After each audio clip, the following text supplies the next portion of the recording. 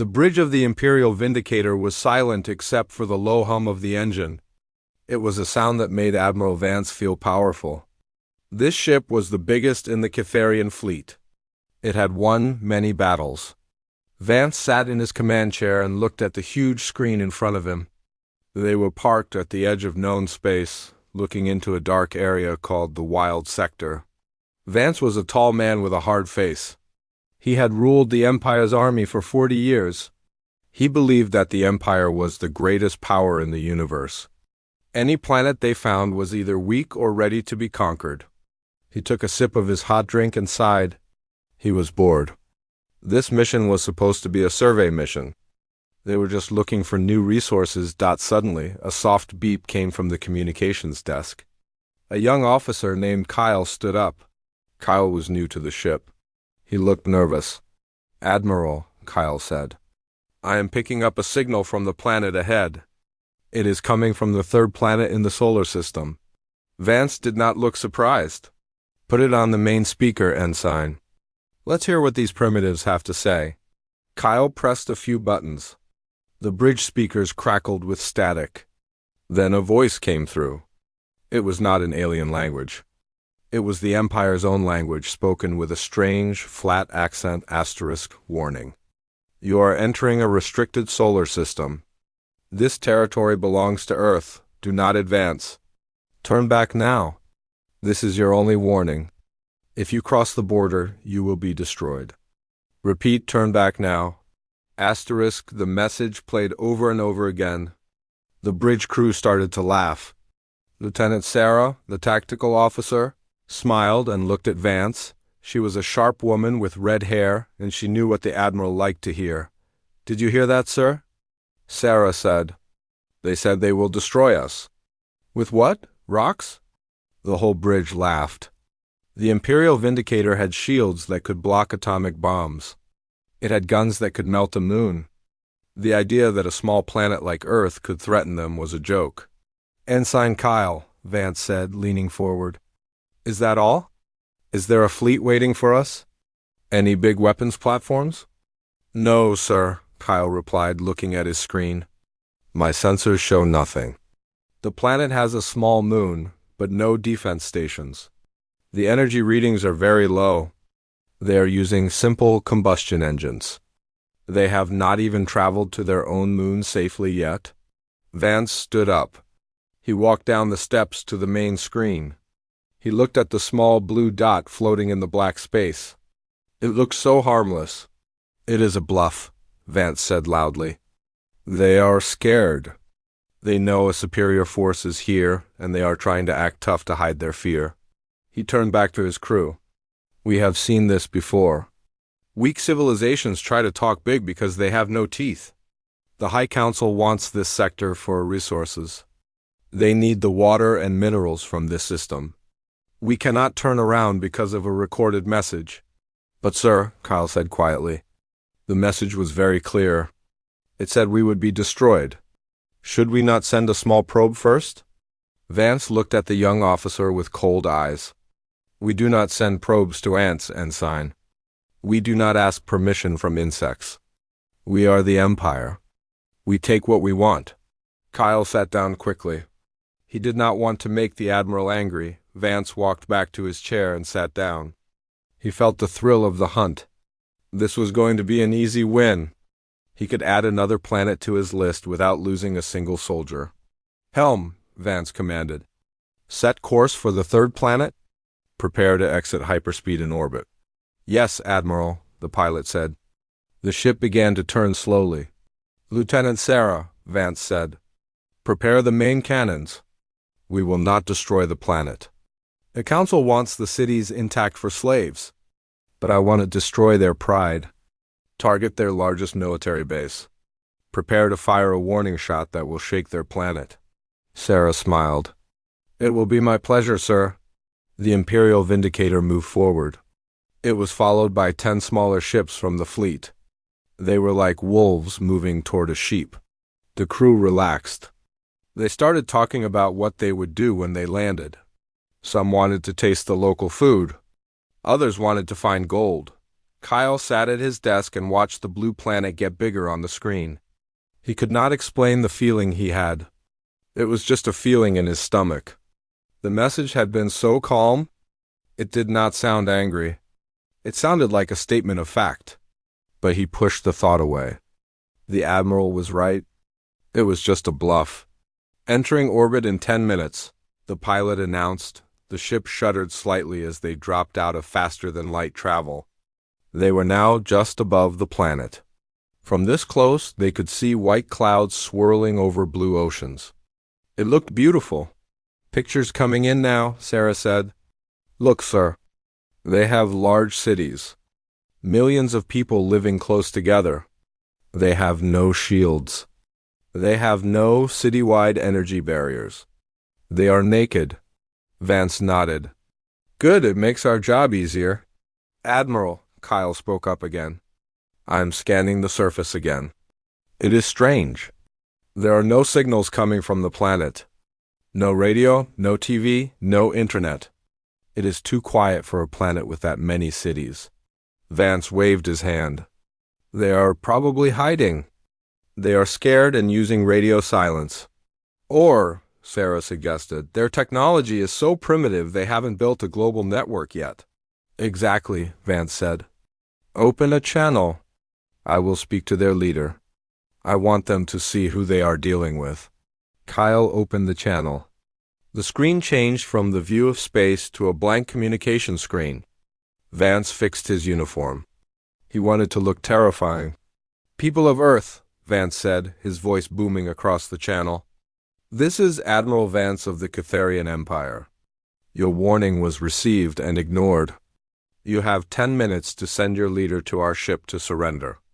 If you refuse, we will destroy your major cities one by one.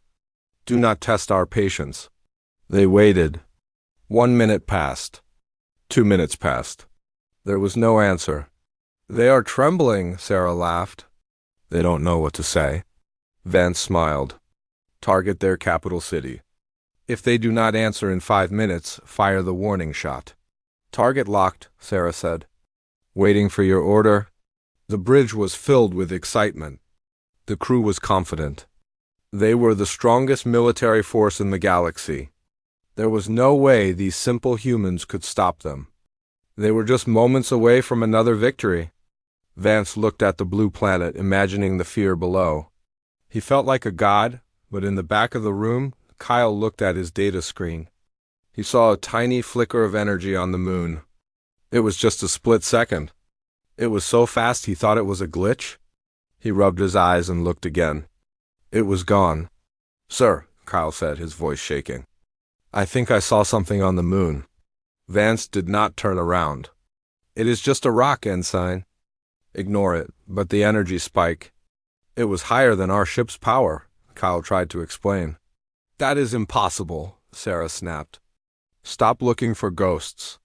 Kyle stopped talking. He looked at the planet. It looked so peaceful. But the warning message kept playing in his head. "You will be destroyed." Why would a weak planet say that? It did not make sense. Unless they were not weak. Unless they were hiding something very, very big. Vance looked at the clock. 4 minutes. Do they have no respect for authority? Very well. Prepare to fire. The ship began to hum louder as the cannons charged up. The lights dimmed slightly as the energy flowed to the guns. The Imperial Vindicator was ready to unleash hell. Vance thought this would be the end of it. He thought he would conquer the planet by lunch. He had no idea that the Empire had just made the worst mistake in its history. They had dismissed the warning, and now they were about to meet the true masters of this sector. The humans were not primitives. They were waiting, and they were ready for a fight. The Imperial Vindicator hovered silently in the dark void above the blue and green planet. The bridge was quiet now, the laughter from earlier replaced by a tense anticipation. Admiral Vance sat in his chair, his eyes fixed on the main countdown timer. There were only 2 minutes left before he ordered the shot. He wanted the people of Earth to feel fear. He wanted them to know that their fate was in his hands. Lieutenant Sarah sat at her tactical station, her fingers dancing over the smooth glass panels. She was ready to fire. The ship's massive weapon systems were online, charging with a low, throbbing vibration that could be felt through the floor of the bridge. "Cannons are charged, Admiral," she reported. "Target is locked on the largest city center." "We are ready." Ensign Kyle sat at the back, watching his data screens. He felt a cold sweat on his forehead. He could not shake the feeling that something was wrong. The planet was too quiet. In all his years of training, he had never seen a populated world with so much electromagnetic noise and yet so little organized defense. Usually, by this point, the local military would be scrambling jets or launching desperate radio messages. But there was nothing. Just the faint crackle of old radio waves and the hum of the planet's magnetic field. "Open the channel one last time," Vance ordered. "I want to hear them beg." Kyle pressed the button. The line was open. "People of Earth," Vance's voice boomed out into space. "You have 60 seconds. Surrender now or face the consequences." The bridge crew waited. The silence stretched on. It was a heavy, suffocating silence.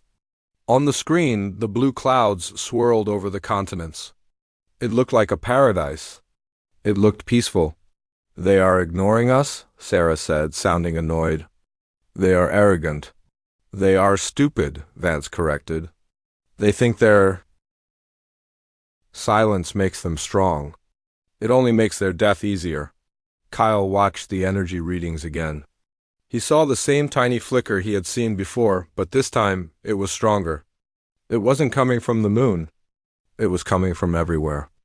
The sensors were picking up energy spikes from all over the planet, from deep under the oceans and from high in the mountains. But they didn't look like weapons powering up. They looked like a heartbeat. "Admiral," Kyle said, his voice trembling slightly, "I am detecting strange energy signatures. They are rising rapidly." Vance glanced at the young officer, annoyed by the interruption. "Is it a shield? Are they trying to hide?" "No, sir," Kyle said quickly. "It is not a shield. It is, I don't know. It is like the air is glowing with electricity. But our sensors say it is harmless." "Harmless," Vance scoffed. "Ignore it. 30 seconds remaining." Kyle looked at his screen in confusion. The sensors were registering massive amounts of power, enough to power a whole fleet, but the computer classified it as background radiation. That was impossible. Unless the humans were using technology that the Empire's sensors couldn't understand. Kyle tried to adjust the frequency, but the system locked him out. 10 seconds, Sarah announced. Firing solution confirmed. Vance leaned forward. "Fire at 0. The timer counted down. 5, 4, 3, 2, 1. "Fire!" Vance commanded. Sarah pushed the red button. The Imperial Vindicator shuddered as the main cannons released their energy. A beam of bright purple light shot out from the ship, aimed directly at the Earth. It was a terrible weapon, capable of turning a city into dust in seconds. The bridge crew watched with smiles on their faces. They expected to see an explosion on the surface. They expected to see fire and smoke, but that is not what happened. The beam traveled halfway to the planet and simply stopped. It didn't hit a shield. It didn't hit a wall. It just hit a point in empty space and vanished. It was like it ran into a hole in the universe. Sarah stared at her screen, her mouth open. "What? The beam?" "It's gone." "What do you mean it's gone?" Vance shouted, standing up. "Did it miss?" "No, sir," Sarah said, her fingers tapping furiously. "The impact didn't register. It didn't hit anything. It just ceased to exist." Before anyone could answer, the lights on the bridge flickered. The low hum of the engine changed pitch, dropping to a low groan. Then the gravity generator failed. For a moment, everyone floated into the air. Then it came back on, slamming them back into their seats. The artificial gravity felt heavier, pushing them down. "Report?" Vance yelled, grabbing the arms of his chair to stay steady. "Engine failure." The pilot shouted from the front. "We have lost all power to the thrusters. We are drifting." "Impact!" Sarah cried out. A massive sound shook the ship, like a giant gong had been struck right next to their ears. But there was no explosion. No debris, it was just sound. A sound that seemed to come from inside their heads. Then the silence returned. But it was different now. The Imperial Vindicator was dead. The main view screen went black. The emergency lights came on, bathing the bridge in a dim red glow. The air recycling system slowed down, making the air feel heavy and warm. "Admiral," Kyle whispered. "We are being boarded." "How?" Vance asked. "There are no ships near us." Kyle pointed to the tiny screen on his desk, the only one that was still working. "I didn't see any ships because they aren't using ships. They are transporting directly onto the hull." Suddenly, the bridge doors, which were made of reinforced steel, began to glow. A soft blue light spread across the metal. It looked like water rippling down a window. Then, without a sound, the steel dissolved. It turned into mist and floated away. Standing in the doorway were 3 figures. They were not 7 feet tall like the Empire's shock troopers. They were not green or scaled. They looked human. They were wearing simple, black suits that looked like cloth, not armor. On their chests, there was a small patch. It had a picture of a globe with wings. They held weapons that Vance had never seen before. They were sleek and silver, with no visible ammunition ports. The crew of the Imperial Vindicator froze. They had conquered hundreds of worlds.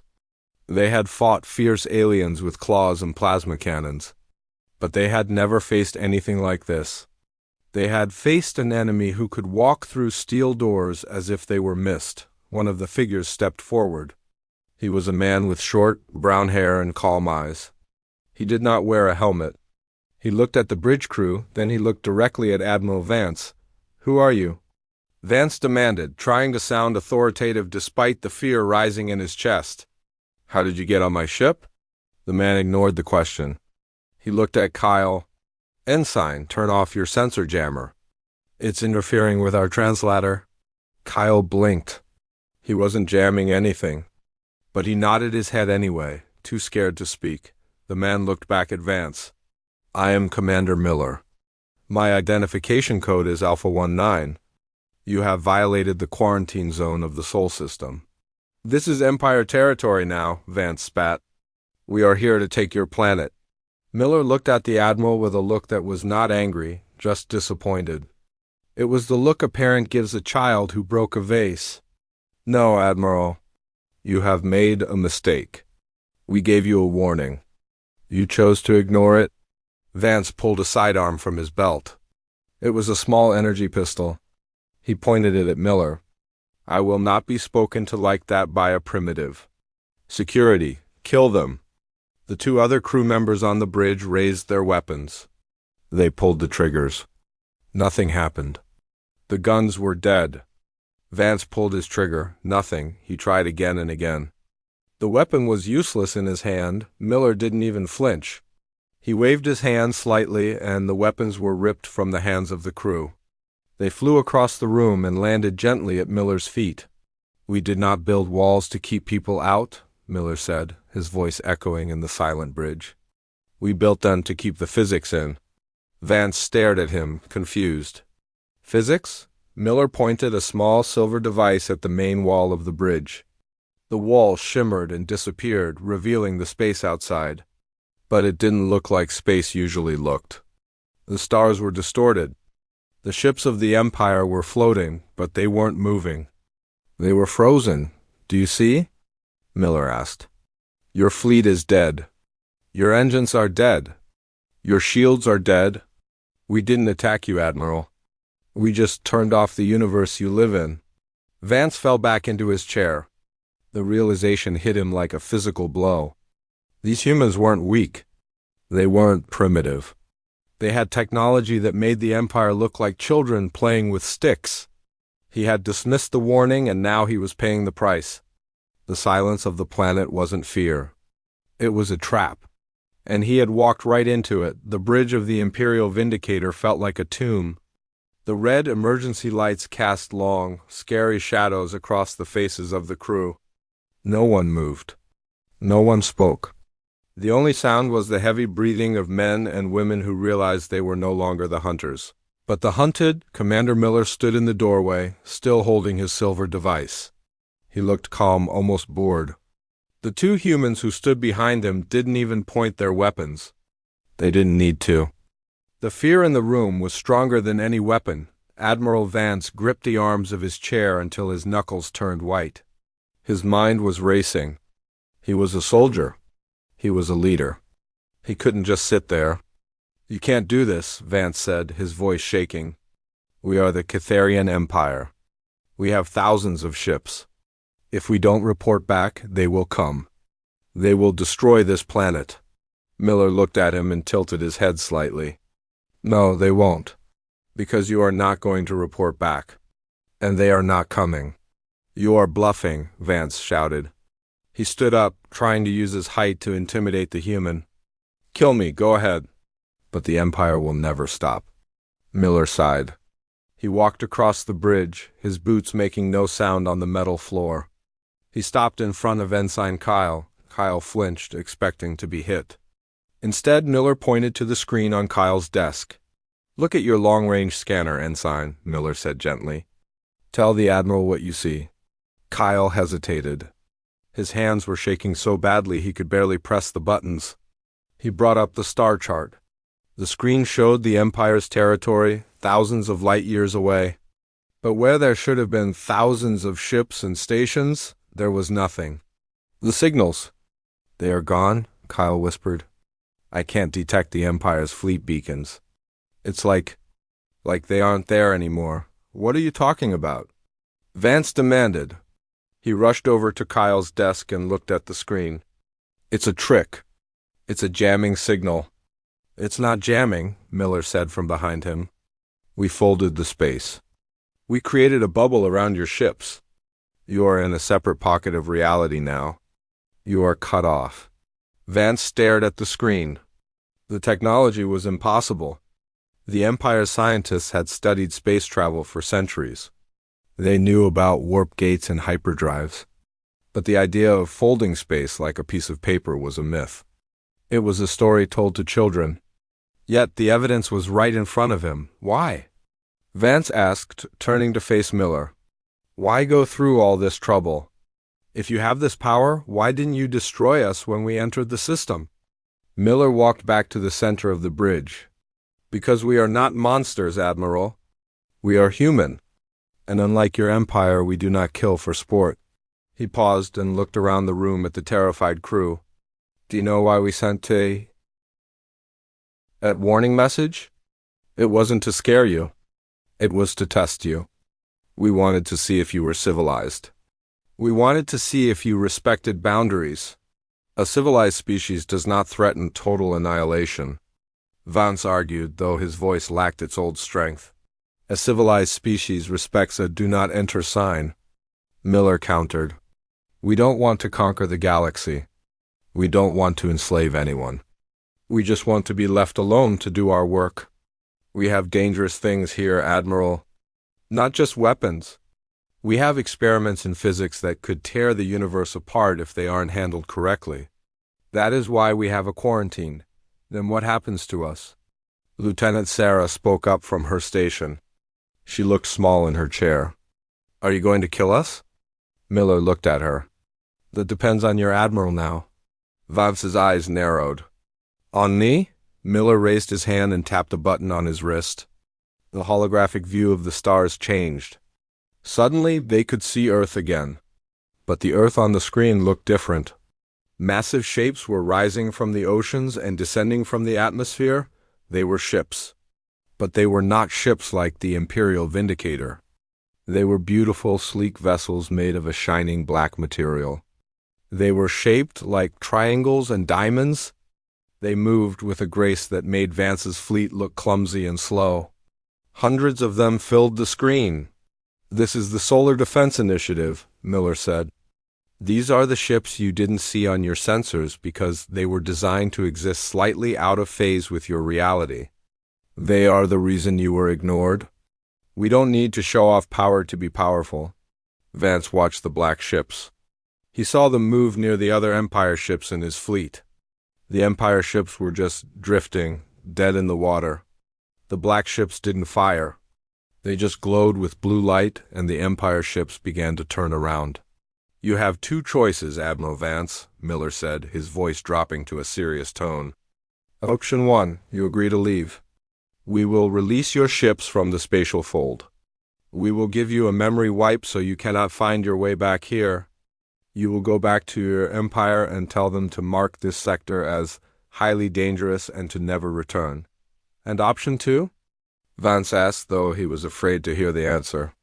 "Option 2, Miller said softly, "is that we dismantle your ships molecule by molecule and use the raw materials to build a new parking lot on the moon. We will erase the record of your existence from the galaxy. No one will ever know you were here." The bridge was silent.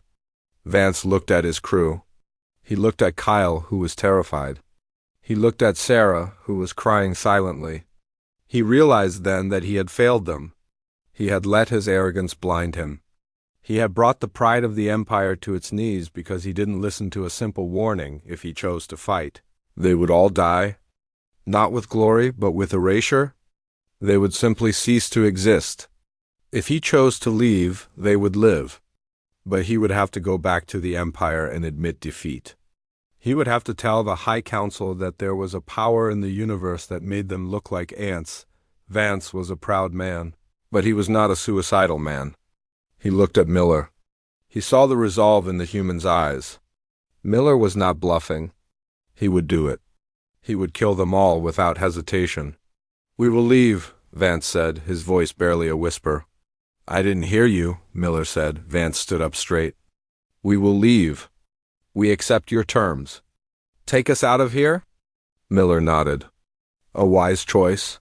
Miller pressed a button on his wrist device. "Command to all SDI units. Package the intruders.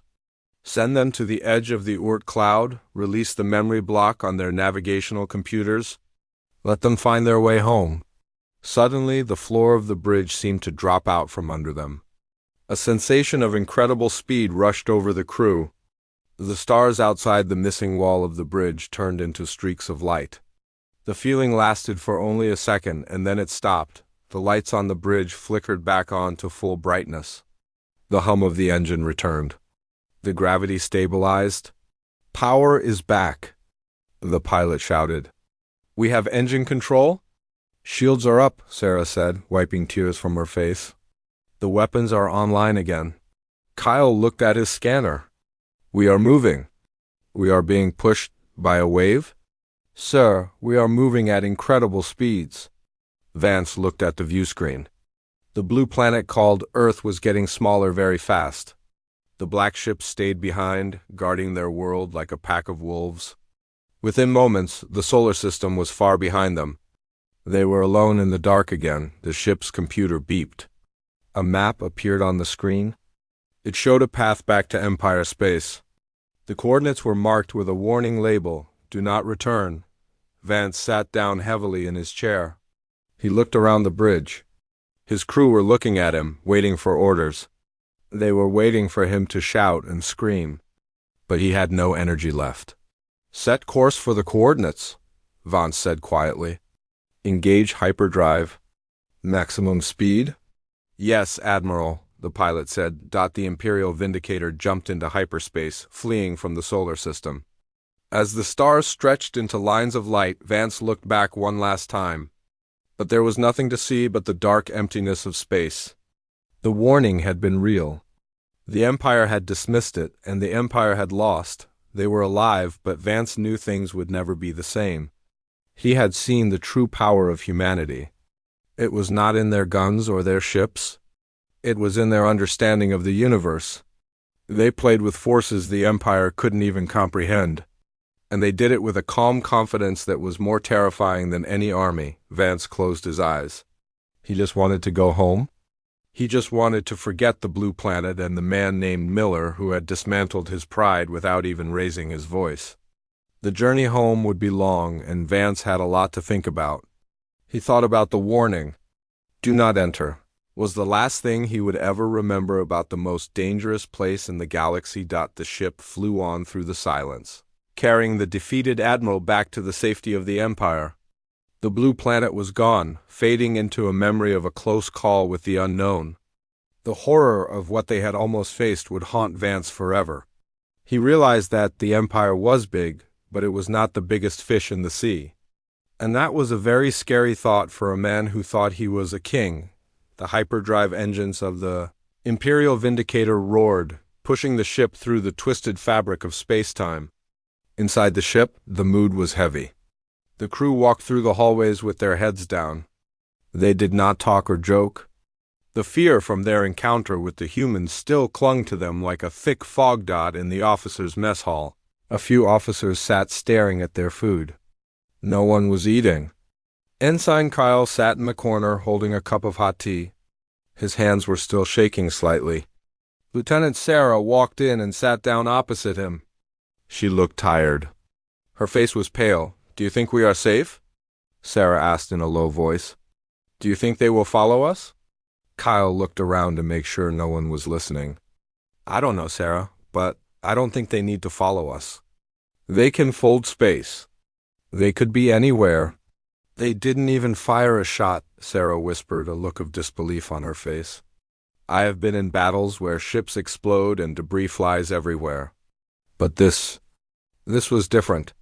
They turned us off like a light switch." Kyle nodded. "I was watching the sensors when Commander Miller, or whatever he was, used that device. The energy readings went off the charts. It wasn't just electricity. It was like they were rewriting the laws of physics just for us." "We are lucky to be alive," Sarah said.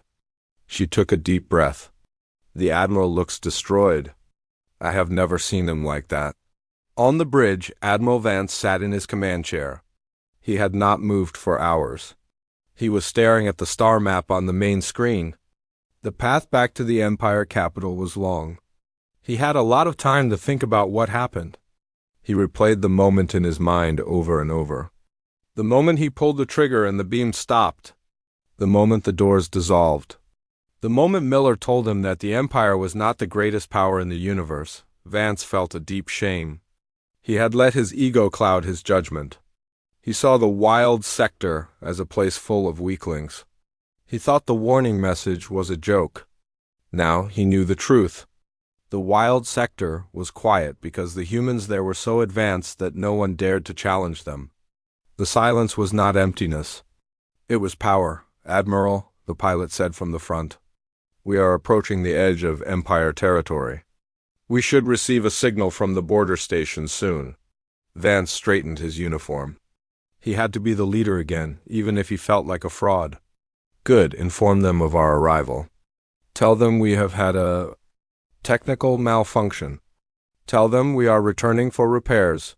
"Yes, sir," the pilot said. A few minutes later, the communications console beeped. "Incoming transmission from the Star Fortress Kithen," Ensign Kyle said. "They are asking for our report and our status." Vance stood up and walked to the center of the bridge. He smoothed his hair. He had to lie. He couldn't tell the Empire that they had been defeated by a single planet. The Empire would call him weak. They might even execute him for failure.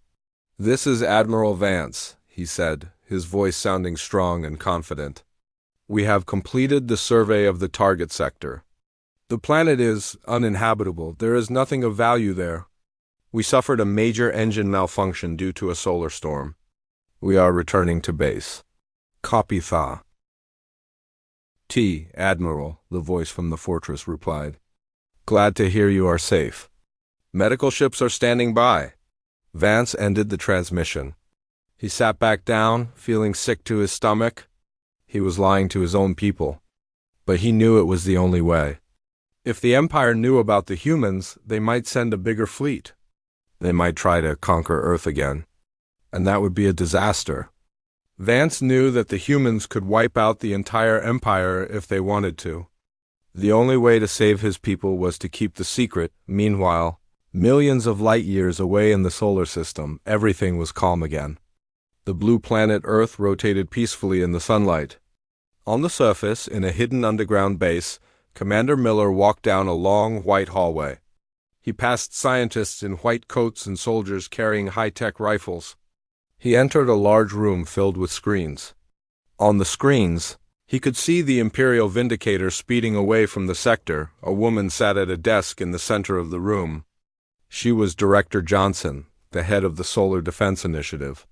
She was an older woman with gray hair and sharp eyes. "They are gone?" Director Johnson asked without looking up. "They are gone," Miller said.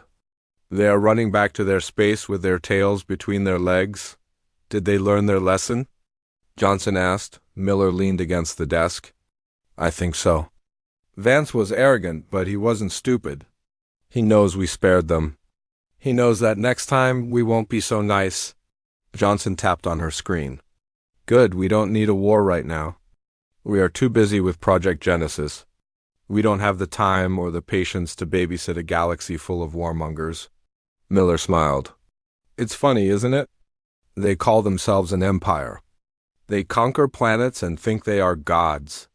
And we are just sitting here, trying to figure out how to stop black holes from eating the galaxy, and they think we are the primitives."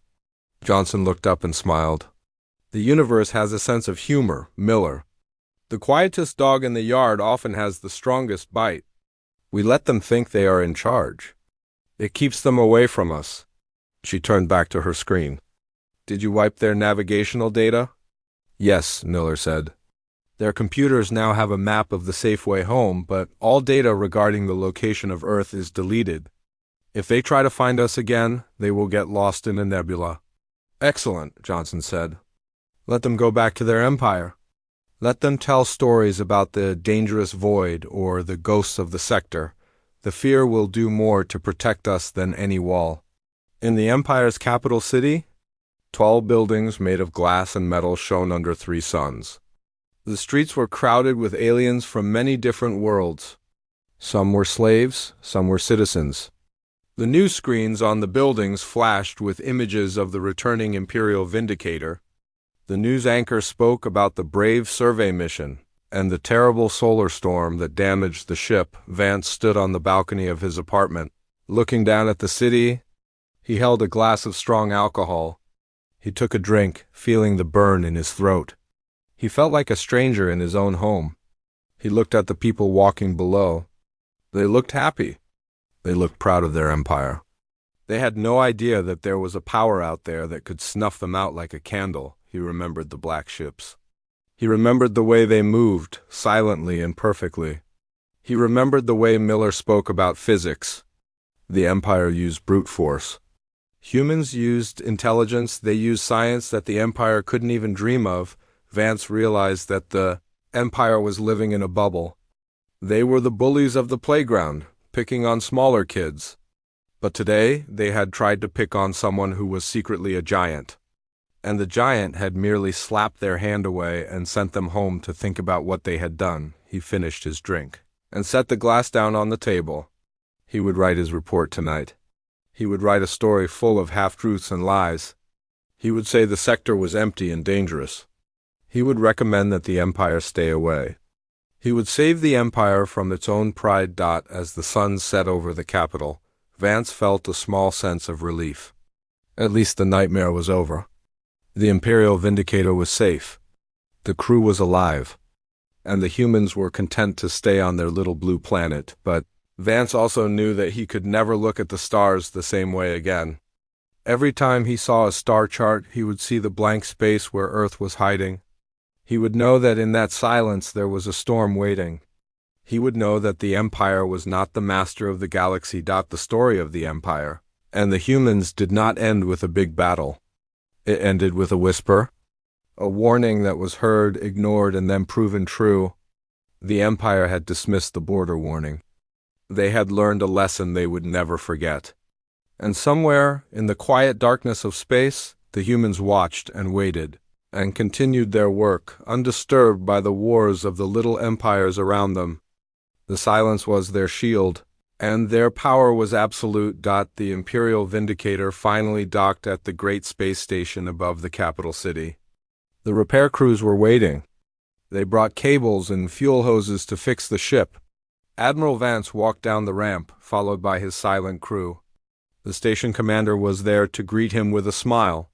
"Welcome back, Admiral," the station commander said loudly. We heard you had a rough time in that wild sector. Solar flares, they said. Vance nodded, keeping his face blank. Yes, it was a very dangerous area. The storms were unpredictable. We lost most of our sensor data. Well, you are safe now, the commander said. The High Council wants to see you tomorrow. They are eager to hear about the new resources you found. Vance's stomach turned into a knot. He had to lie to the Council too. He had to tell them that the sector was useless. He had to make sure they never went back there. He walked away from the dock without saying another word. That night, Vance sat in his office. He stared at a blank screen. He had to write the official report. He typed slowly. He wrote about the radiation storms. He wrote about the empty planets with no water or minerals. He wrote that the sector was a dead zone not worth exploring. He lied to protect the Empire, but mostly he lied to protect himself from the truth. The next morning, Vance stood in the great hall of the Council. It was a huge room with a high ceiling. The 12 members of the High Council sat on raised platforms. They wore expensive robes and looked down at him. Admiral Vance, the head councilman said, tell us about the third planet. The sensors detected life signs before you lost contact. Vance took a deep breath. Yes, councilman. There was life there. But it was primitive, just simple tribes living in huts. They had no technology. The planet is mostly swamp and jungle. It is not suitable for our needs. And the radiation storms make it impossible to build a base there. The council members whispered to each other. They looked disappointed. And the warning message? Another councilman asked. Did you find out who sent it? Vance looked him in the eye. We believe it was an automated beacon from an ancient civilization that died out thousands of years ago. It was just a recording. There was no real threat. The head councilman nodded. Very well, it seems the sector is a waste of time. We will mark it as a restricted zone due to the radiation. Good work, Admiral. You are dismissed. Vance bowed and walked out of the hall. He felt sweat on his back. He had done it. He had fooled them. But as he walked through the marble halls of the capital, he felt like a fraud. The Empire felt small to him now. The buildings looked like toys. The people looked like sheep who didn't know Evolf was watching them from the forest. Years passed. The Empire continued to expand in other directions. They conquered other planets. They fought other wars.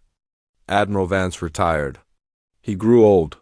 He sat on a porch on a peaceful colony world, watching the sun set. He told stories to his grandchildren about the stars. But he never told them the truth about the blue planet. He never told them about the humans. Meanwhile, back in the Sol system, life went on as usual. The sky above Earth was clear. The blue ocean sparkled. The moon hung in the sky, quiet and still. Commander Miller and Director Johnson had grown old too. But the Solar Defense Initiative was stronger than ever, deep inside the moon, in a secret laboratory. A new generation of scientists was working on a project called the Web. It was a network of sensors that watched every corner of the galaxy. They watched the Empire. They watched other civilizations grow and rise and fall. They saw the wars and the violence. One day, a young officer named David walked into the command center. He looked at the main screen. Sir, David said to the old director, the Empire has stopped looking this way. They are busy fighting a war on the other side of the galaxy. The old director smiled. Good, they learned their lesson. We left them alone and they left us alone. That is how we like it. But why didn't we destroy them? David asked. We had the chance. We could have freed their slaves. We could have stopped them from hurting others. The director stood up and walked to the window. He looked out at the earth, a blue marble in the black sky. Because that is not who we are, David, the director said softly. We are not the police of the universe. We are not conquerors. We are the guardians of something much bigger. We have technology that is dangerous, David, technology that can change the fabric of reality. If we go out there and try to rule everyone, we might become just like them. We might become the monsters.